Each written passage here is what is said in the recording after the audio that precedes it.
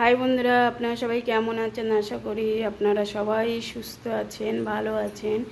আজ আমি বানাবো মাছের মাথা দিয়ে তরকারি, তবে আলু দিয়ে বানাবো।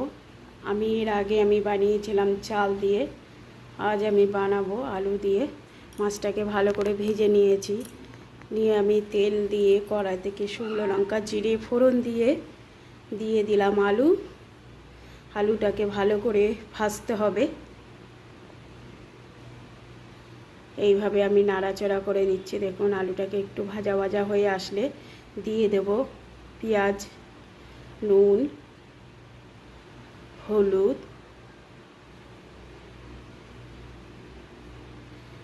দিয়ে দেব আমি আদা রসুন পেঁয়াজ বাটা, দিয়ে ভালো করে কষাতে হবে। এইভাবে মশলার সাথে আলুটাকে ভালো করে কষিয়ে নেব।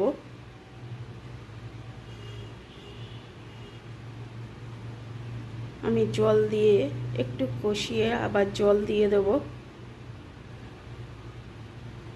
কষাটা হয়ে গেছে। যেহেতু সম্পূর্ণ এটা কাঁচা লঙ্কা দিয়ে বানিয়েছি, তাই একটু কালারটা একটু সাদা বা একটু বেশি কালারিং হবে না।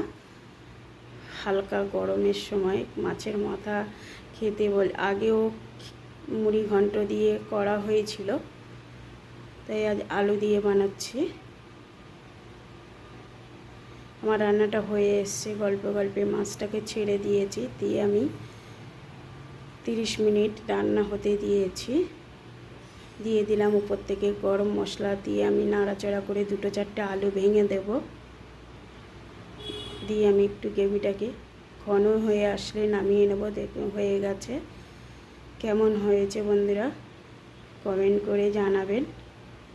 আগে যে ভিডিওগুলো আপনারা দেখেছেন কমেন্টটা ভালো দিয়েছেন, আশা করি ভালো থাকবেন।